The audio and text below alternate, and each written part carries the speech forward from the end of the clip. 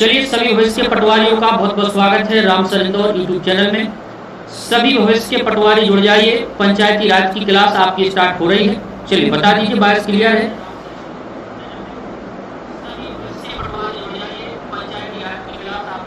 Fan of कर दीजिए। चलिए, विजेंद्र जी बहुत बहुत स्वागत है, अभिजीत से ज्योति जी, एंजल लिटिल गर्ल जी। चलिए विजेंद्र जी बहुत बहुत स्वागत है।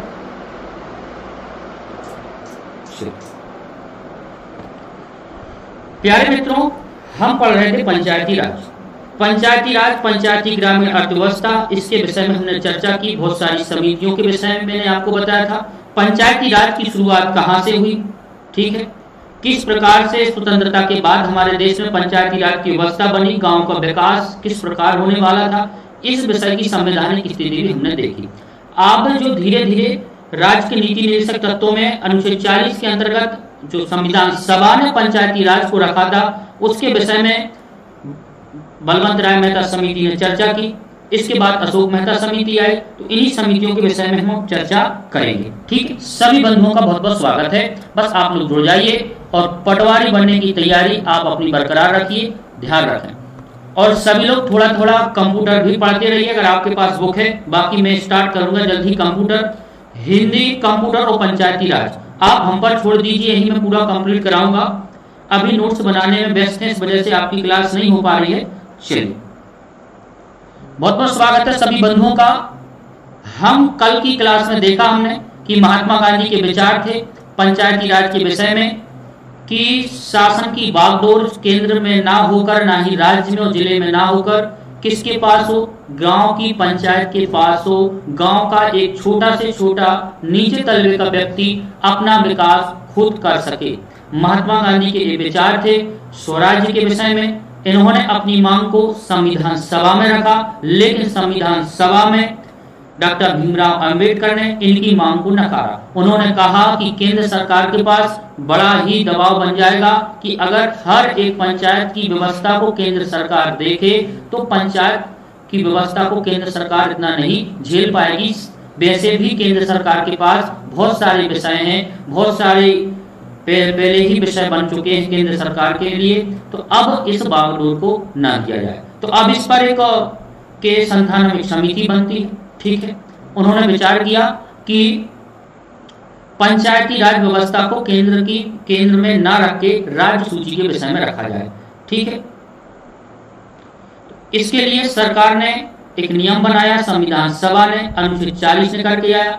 उसमें राज्य के नीति निर्देशक तत्वों में पंचायती राज व्यवस्था को रख दिया और राज्य के लिए अनिवार्य कह दिया गया कि राज्य पंचायती राज व्यवस्था को लागू करेगा, हर 5 वर्ष में चुनाव करवाएगा, ठीक है। अपने राज्य के अलग अलग नियम बनाने के लिए अनुच्छेद 40 दिया गया, ठीक है।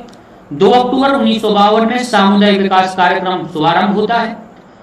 एक गांव की परिस्थिति, गांव के विकास और गांव में जो दरिद्रता फैली हुई थी, जो दरिद्रता यूं कहें कि जो पूरा उथल पुथल अंग्रेज करके गए थे, उसको व्यवस्थित चलाने के लिए 2 अक्टूबर 1952 को महात्मा गांधी की जन्म जयंती पर सामुदायिक विकास कार्यक्रम किए गए, लेकिन इनमें विशेष सफलता नहीं मिली। अब आती है बात 2 अक्टूबर 1953 की, अगली जन्म जयंती की। राष्ट्रीय प्रसार सेवा हुई। भारत के हर एक गांव में प्रसार सेवा आरंभ की गई। इसका उद्देश्य था कि इसमें गांव का विकास हो, गांव में कुटीर उद्योग लगाए जाए। इसके लिए आप ध्यान रखें, अमेरिकी सरकार ने $500, जो अमेरिकी तात्कालीन राजदूत थे, उन्होंने $500 की मदद की, $500 लाख की मदद की। ध्यान रखें, लाख है। तो इससे भी कुछ संतुष्टि नहीं मिली, गांव का कोई विकास नहीं हुआ, क्योंकि ये सारे पैसे योजनाओं में ही खर्च हो गए, सरकारी कामकाज में। अब इसके बाद एक विषय बनता है समितियों का, और समिति बनी सबसे पहले बलवंत राय मेहता समिति। 1956 में यह समिति बनती है, 13 सदस्य समिति, और 1957 में अपनी रिपोर्ट सौंपती है।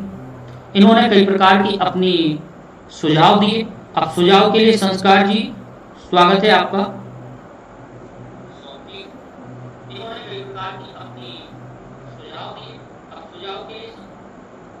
बारिश गूंज रही है। चलिए, मेरा जो रूम है ये बिल्कुल एकदम बंद है, इसलिए बारिश गूंजती है। चलिए, वैकेंसी बहुत जल्दी आएंगी।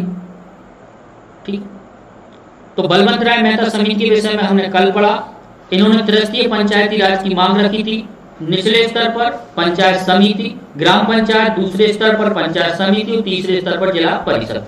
तीन महत्वपूर्ण उन्होंने मांगे रखी और कहा गया कि हर 5 वर्ष में चुनाव हो, संवैधानिक दर्जा दिया जाए, महिलाओं के लिए आरक्षण दिया जाए। बलवंत राय मेहता समिति की महत्वपूर्ण मांगे थी। ठीक है, इसके बाद आप लोगों ने पढ़ा था कल की क्लास में कि सबसे पहले शुरुआत जो की गई थी राजस्थान की नागौर जिले की बगधरी ग्राम पंचायत में पहला चुनाव करवाया गया और तत्कालीन प्रधानमंत्री जवाहरलाल नेहरू ने चुनाव का उद्घाटन किया, लोकार्पण किया। तो इस प्रकार से ये सारा क्रम चलता रहा और 60 के दशक में जो समस्या बनी मैंने आपको बताया था। 1962 में भारत चीन युद्ध हुआ, 64 में नेहरू जी चले गए और 65 में भारत पाकिस्तान युद्ध हुआ। ये सारी व्यवस्थाएं डगमगाती रही। इसके बाद भाजपा या कहें जनता पार्टी की सरकार आती है। उस समय भाजपा तो नहीं थी, जनता पार्टी की सरकार आती है, मोरारजी देसाई की सरकार आती है और वो कौन सी समिति लेकर के आते हैं, वो है अशोक मेहता समिति। तो अशोक मेहता समिति के विषय में भी हमने कल चर्चा की। इन्होंने द्विस्तरीय पंचायती राज की मांग की थी। ठीक है, आपने कल की क्लास में इनको पढ़ा होगा और समझा होगा। ठीक है, चलिए। अशोक मेहता समिति 13 सदस्यीय समिति थी, 1978 में आई।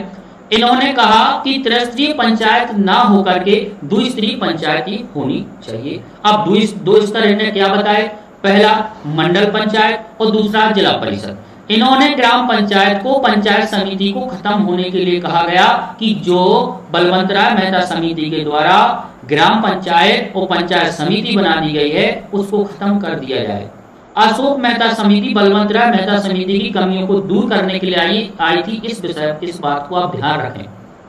जो समिति 1957 में बलवंत राय मेहता समिति आई थी और उसके 20 साल बाद 1977 में अशोक मेहता समिति आई। इन्हें कमियां दूर करने के लिए आई थी, लेकिन कुछ कमियां इनकी ही बन गई। इनकी हर एक मांग को नहीं स्वीकारा गया। सरकार ने कहा कि नहीं, आप त्रिस्तरीय पंचायती राज की व्यवस्था ही रहेगी, द्विस्तरीय पंचायती राज नहीं होना चाहिए।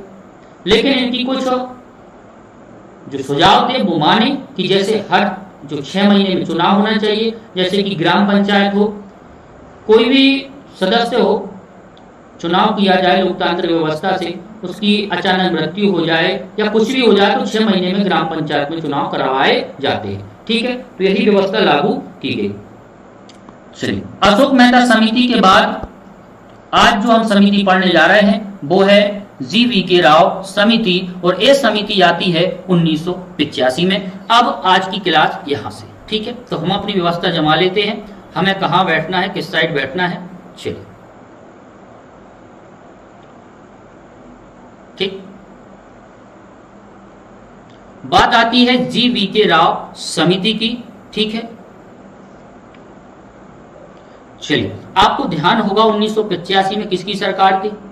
85-86 में राजीव गांधी की सरकार थी। युवा तेज तर्रार प्रधानमंत्री माने जाते हैं, आज तक के सबसे युवा प्रधानमंत्री थे। तो उनने इस समिति के लिए लाने के लिए प्रयास किए।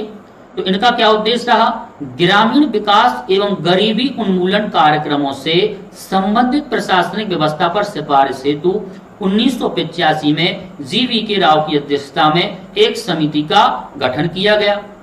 ठीक है, इस समिति को सामान्यतः कार्ड समिति के नसंचित नाम से भी जाना जाता है। कार्ड समिति के नाम से किसे जाना जाता है, तो आप ध्यान रखें, GV राव समिति को कार्ड समिति के नाम से जाना जाता है। ठीक है, चलिए, चित्रा मुजालदी जी बहुत बहुत स्वागत है, पूजा जी और विजेंद्र जी। क्लियर नहीं दिख रहा है, चलिए जूम कर देते हैं। क्लास का समय आपका रोज रात की 8:30 बजे होता है। दिन में जो क्लास होगी वो हम बता देंगे आपके लिए। जल्द ही आपकी कंप्यूटर की और हिंदी की क्लास भी स्टार्ट होने वाली है। आप रिकॉर्डेड वीडियो देख सकते हैं। चलिए,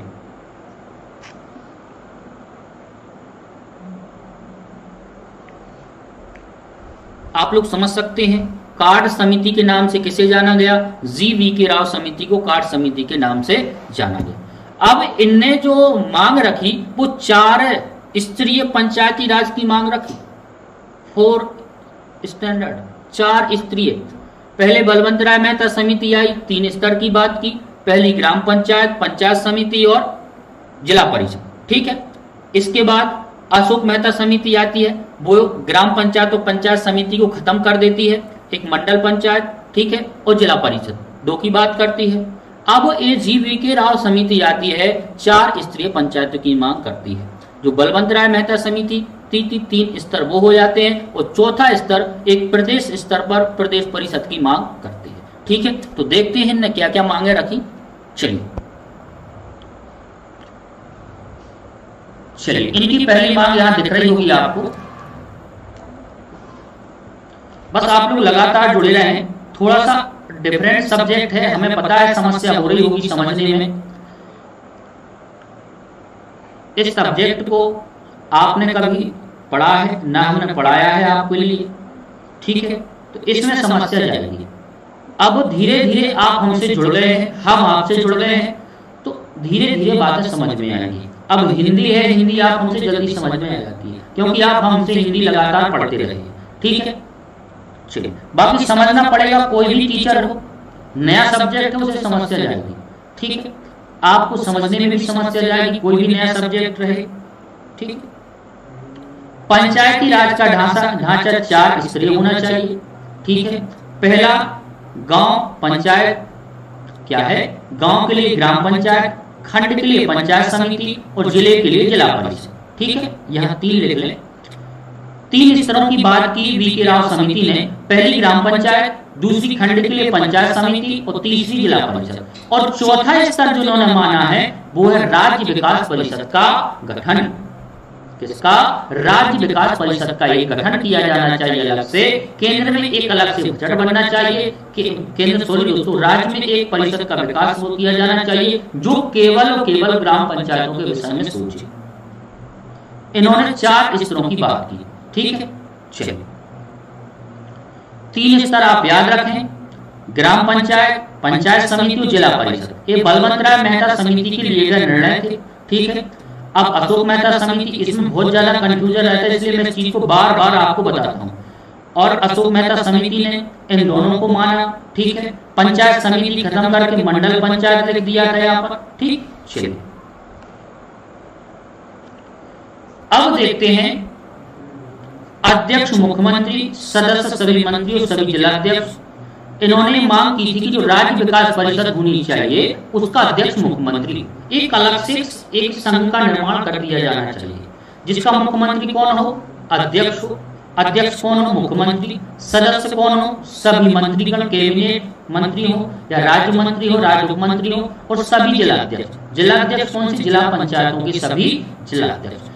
इस विकास परिषद के गठन में इतनी सदस्यों और अध्यक्षों की नियुक्ति की जानी चाहिए। चलिए योजना प्रक्रिया को विकेंद्रीकृत बनाया जाना चाहिए। जो योजना बनेगी वो कौन बनाएगा? वो मुख्यमंत्री के द्वारा बनाई जाएगी, और उसको लागू कौन करेगा? ग्राम पंचायत की पंचायत। विकेंद्रीकृत का अर्थ है कि निचले स्तर से, जमीनी स्तर से ऊंचे स्तर तक, मतलब कि जो केंद्र का पैसा है, बजट है, योजना है, वो केंद्र में बना व्यक्ति बनाएगा, ठीक है। योजना कौन बनाएगा? केंद्र या राज्य स्तर में बना बैठा व्यक्ति। और जो धरातल पर लागू कौन करेगा? उस योजना का क्रिया कौन करेगा, काम कौन करवाएगा? तो निचले स्तर पर बैठा व्यक्ति, मतलब कि ग्राम पंचायत, ठीक है। इसके विषय में उन्होंने दूसरे पॉइंट में बात कही। जिला परिषद में अनुसूचित जातियों और जनजातियों, महिलाओं तथा अन्य पिछड़े वर्गों को उचित प्रतिनिधित्व दिया जाना चाहिए। क्या कहा इन्होंने? कि जिला परिषद में ST, SC और महिलाओं और पिछड़े वर्ग OBC के लिए क्या दिया जाना चाहिए? उचित प्रतिनिधित्व। ये सारी इन्होंने चर्चा की। पंचायत के चुनाव नियमित रूप से कराए जाने चाहिए, बिल्कुल। राज्य सरकारों द्वारा दी जाने वाली धनराशि को निर्धारित करने का कार्य वित्तायोग को सौंपा जाए, ठीक है। ये इतनी इनकी मांगे थी। इसमें जो महत्वपूर्ण है वो है 4 स्तर। क्वेश्चन बनता है वह कौन सी समिति थी जिसने 4 स्तरीय पंचायती राज के ढांचे की चर्चा की थी? तो V.K. राव समिति, ठीक है, V.K. राव समिति। चलिए, और ज्यादा महत्वपूर्ण नहीं है। अब एक और इन्होंने चर्चा की, जिला स्तर पर जिला विकास आयुक्त का पद सृजित हो। ठीक है, जिलाधीश की तुलना में अधिक वरिष्ठ और अनुभवी अधिकारी का पद दिया जाना चाहिए। मतलब कि जो जिला स्तर पर विकास आयुक्त बैठे वो कलेक्टर से भी बड़ा उसका पद हो।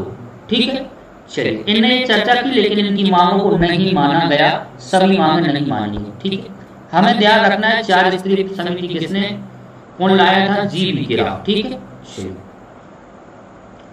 चलिए समिति ज्यादा महत्वपूर्ण नहीं थी जीवी के राव। हमारी सबसे महत्वपूर्ण समिति है एल एम सिंघवी समिति, लक्ष्मी मल सिंघवी समिति। ठीक है, चलिए सिंघवी समिति को हम पढ़ लेते हैं, बहुत ही महत्वपूर्ण समिति मानी जाती है।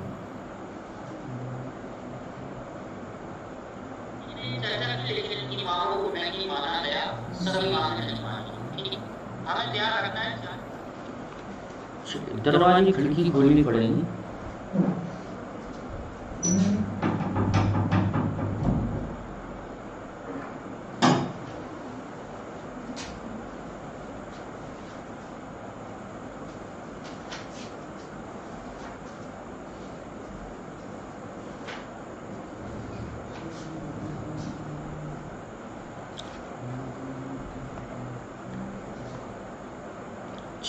चलिए दोस्तों सिंघवी समिति के विषय में चर्चा कर लेते हैं।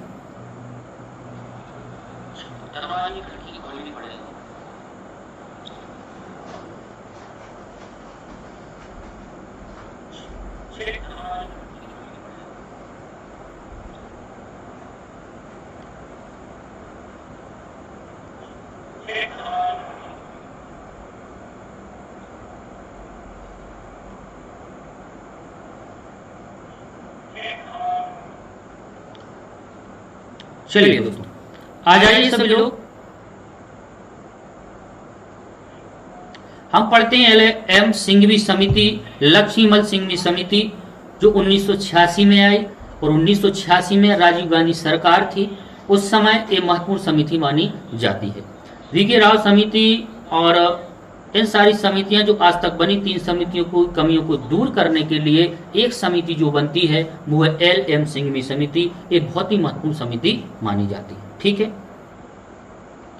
चलिए इसके अध्यक्ष कौन थे, एल एम सिंघवी, लक्ष्मीमल। ठीक है, चलिए पंचायती राज व्यवस्था के पुनर्जीवन के लिए जून 1986 में भारत सरकार कि ग्रामीण विकास मंत्रालय ने लक्ष्मीमल सिंघवी की अध्यक्षता में, सिंधवी नहीं है सिंघवी है, ध्यान रखें आप लोग, धा नहीं है घा है, सिंघवी की अध्यक्षता में एक समिति का गठन किया था जिसे नवंबर 1986 में समिति ने अपनी रिपोर्ट के माध्यम से कुछ सिफारिशें दी थी। ठीक है, ध्यान रखें आप, जून 1986 में भारत सरकार के ग्रामीण विकास मंत्रालय ने लक्ष्मीमल सिंघवी की अध्यक्षता में एक समिति का गठन किया और जिसने अपनी नवंबर 1986 में अपनी रिपोर्ट प्रस्तुत की और इनकी जो सुझाव दिए इनने पंचायती राज व्यवस्था के विषय में वो आप समझिए। ठीक है, अभी तक सारी पंचायतें, सारे गांव की जो व्यवस्था थी वो चरमराई हुई थी। पंचायतों को संवैधानिक रूप से कोई दर्जा दिया नहीं गया था। पंचायतों में नियमित रूप से अभी तक कोई चुनाव नहीं हो रहे थे। राज्य सरकार अभी तक अपने मनमाने से चुनाव करवा रही थी। इस आधार पर इस व्यवस्था को लागू करने के लिए लक्ष्मीमल सिंघवी समिति आती है। इनका एक ही महत्वपूर्ण काम था कि पंचायती राज व्यवस्था को संवैधानिक दर्जा दिया जाना चाहिए, जो इनका महत्वपूर्ण कार्य माना जाता है।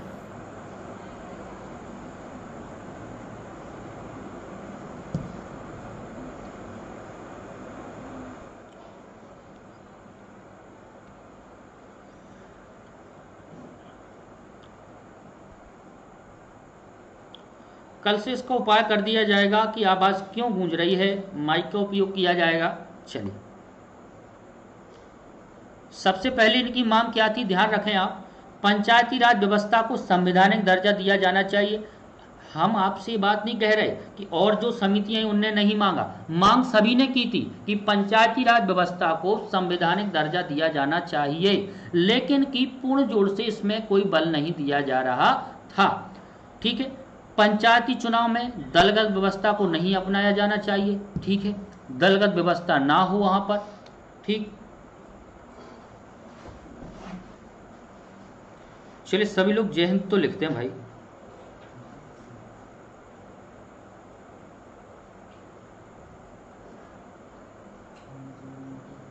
लिख दीजिए सभी लोग, जय हिंद।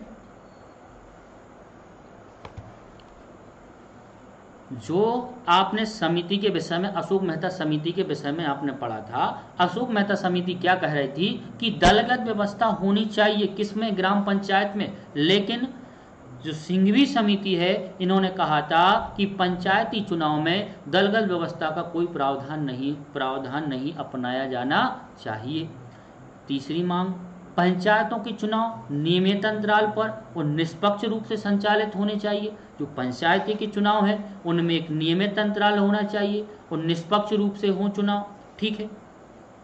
इसकी जिम्मेदारी राज्य के निर्वाचन अधिकारी को होनी चाहिए। किसको दे देनी चाहिए कि निर्वाचन अधिकारी को। जो चुनाव हैं उसको नियमित रूप से कराने के लिए जो राज्य के निर्वाचन अधिकारी होते हैं उन्हें दे देनी चाहिए। बहुत ही महत्वपूर्ण मांगे रखी इनने। अब आप तीन ही मांगों को देखें। पंचायती राज व्यवस्था को संवैधानिक दर्जा दिया जाना चाहिए, ठीक है।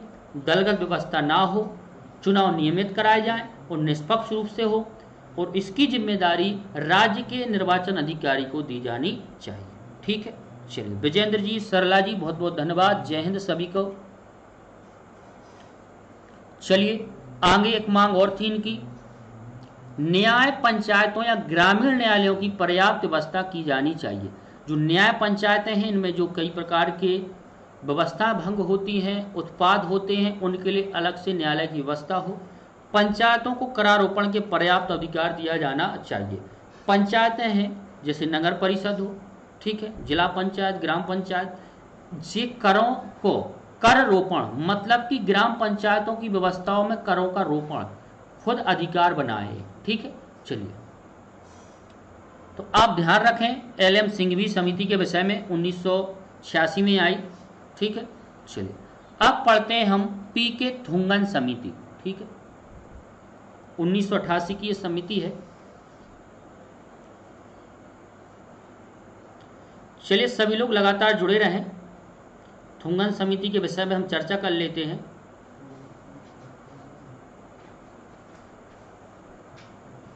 अभी तक कितनी समिति पढ़ चुके हैं आप? 4 समिति। पहली याद कीजिए अशोक मेहता बलवंत राय मेहता समिति, इन्होंने त्रिस्तरीय पंचायती राज की मांग की। दूसरी समिति थी अशोक मेहता समिति, एक आई कब?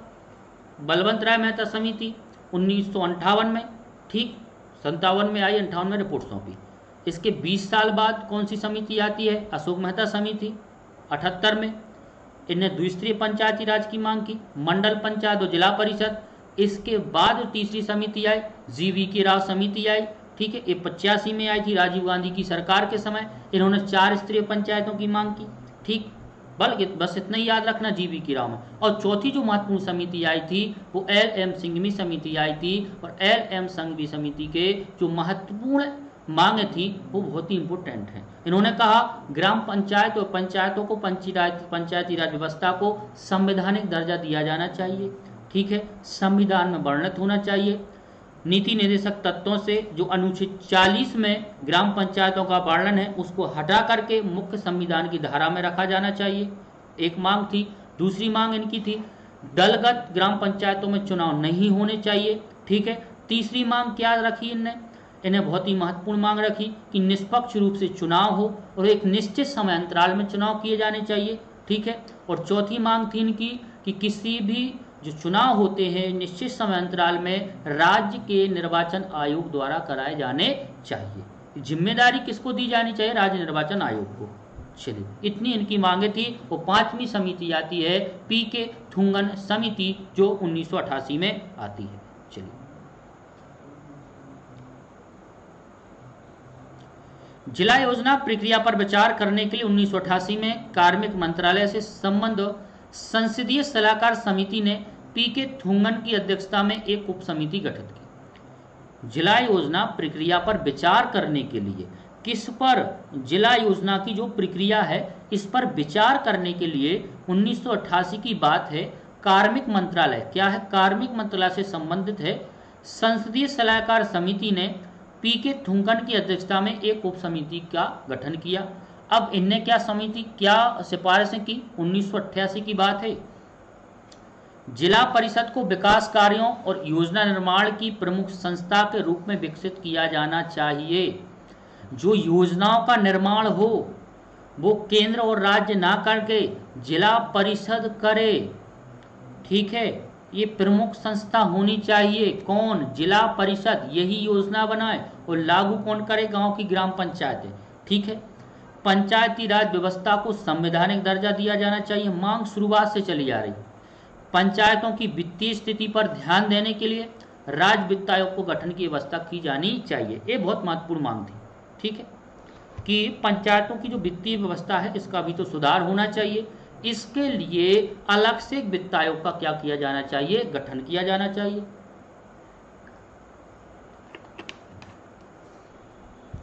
चलिए, थुंगन जी को हम पढ़ रहे हैं। अब क्या कहा इन्होंने? पंचायतों के चुनाव निर्धारित समय पर हो, ऐसी अनिवार्यता लागू की जानी चाहिए और कार्यकाल 5 वर्ष का निर्धारित होना चाहिए। बहुत अच्छी मांग थी इनकी। जिलाधीश को जिला परिषद का मुख्य कार्यकारी अधिकारी सीईओ, चीफ एग्जीक्यूटिव ऑफिसर बनाया जाना चाहिए। और आज जो जिला पंचायत में सीईओ बैठा है वो इन्हीं की देन है। इन्हीं की सिफारिश पर आज सीईओ को बैठाया गया है। 5 वर्ष का निर्धारण इन्हीं समिति के आधार पर हो रहा है, ठीक है। चलिए, बहुत ही महत्वपूर्ण समिति थी एबी थुंगन समिति। तो चलिए, अब आती है 6वीं समिति जो 1988 में ये भी आती है, गॉडगिल समिति, ठीक है। चलिए, इसको भी पढ़ लेते हैं। ये ज़्यादा छोटी छोटी सी समितियां हैं, इनको भी पढ़ लेते हैं, इन पर भी थोड़ा सा विचार कर लेते हैं, ठीक है। गाडगिल समिति की बात करें तो 1988 में समिति आती है। BN गाडगिल की अध्यक्षता में पंचायती राज हेतु गठित समिति है। इनने क्या सिफारिशें की? पंचायती राज संस्थाओं को संवैधानिक दर्जा दिया जाए, बस वही बात। गांव, प्रखंड, जिला स्तर पर त्रिस्तरीय पंचायती राज होना चाहिए, बिल्कुल वही बात। बलवंत राय मेहता वाली बात कर गए। पंचायती राज संस्थाओं का कार्यकाल 5 वर्ष सुनिश्चित किया जाना चाहिए, बिल्कुल। इन्होंने थुंगन समिति की व्यवस्था को मिला दिया इसमें। पंचायत के सभी 3 स्तरों के सदस्यों का सीधा निर्वाचन होना चाहिए। ये बहुत ही महत्वपूर्ण इम्पोर्टेंट समिति का सुझाव था और आज इन्हीं सुझावों को हम मान रहे हैं। जो 3 स्तर हैं, पहला स्तर ग्राम पंचायत, दूसरा स्तर पंचायत समिति और जिसे आज हम बोलते हैं जनपद पंचायत, ठीक है। ध्यान रखें, आज हम इसे जनपद पंचायत बोलते हैं। चलिए, यहां लिख देते हैं अलग से। पहले आपकी ग्राम पंचायत, ठीक है, ये आज भी है गांव में, इसका मुखिया सरपंच होता है। और दूसरे स्तर पर बलवंत राय ने माना था पंचायत समिति, ठीक है, जिसे हम कहते हैं जनपद पंचायत। जनपद सदस्य का चुनाव भी होता है, ध्यान रखें आप, वही है जनपद सदस्य। और तीसरे स्तर पर हम बोलते हैं जिला पंचायत। उस समय इसे क्या बोला गया? जिला परिषद। जनपद पंचायत को पंचायत समिति और ग्राम पंचायत को ग्राम पंचायत ही मानते थे, ठीक है। इन्होंने क्या कहा कि पंचायती राज व्यवस्थाओं में तीनों स्तर के सदस्यों का जो चुनाव होता है वो सीधी जनता द्वारा होने चाहिए। आप लोगों ने मत दिया होगा, मध्य प्रदेश के हैं आप लोगों को पर्ची मिली होगी, उसमें 3 चुनाव हुए थे एक साथ। एक था गांव के सरपंच का, दूसरा था जनपद सदस्य का और तीसरा था जिला पंचायत का। मैं आपको चुनाव चिन्ह भी गिनवा देता हूं, बाकी महत्वपूर्ण नहीं है। आपने चुनाव चिन्ह तो देखे होंगे, ग्राम पंचायत का अलग था, जनपद पंचायत का अलग था और जिला पंचायत का अलग था। बोलो हाँ कि ना? बिल्कुल देखे होंगे, ठीक है। चलिए, इस आधार पर ये सारे चुनाव होते हैं, तो इन्हीं की देन है, ठीक।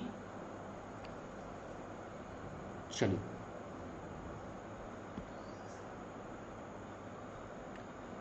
इन समिति के विषय में आज आपकी समितियां, सारी समितियां खत्म होती हैं, ठीक।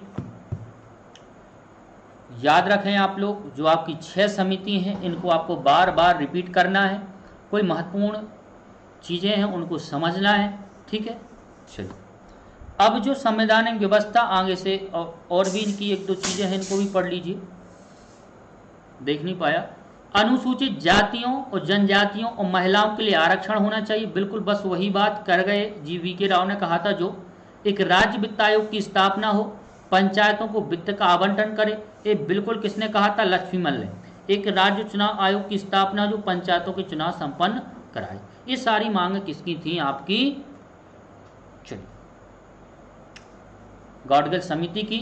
अब आगे की जो चर्चा है, 73वां संविधान संशोधन किस प्रकार से होता है, इसके विषय में हम चर्चा आगे करेंगे।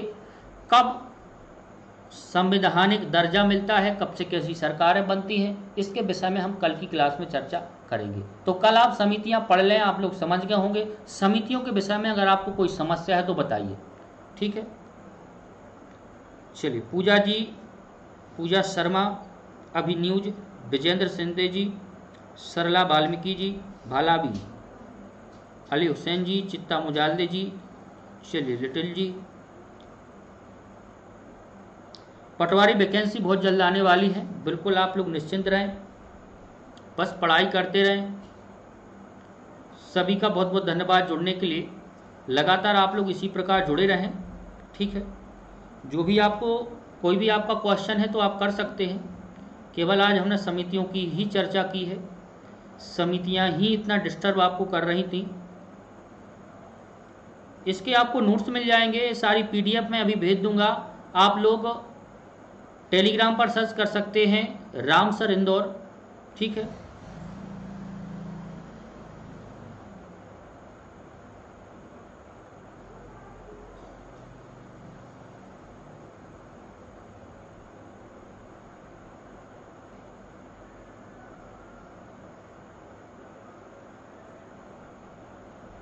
चलिए, आप रामसर इंदौर सर्च कर लीजिए,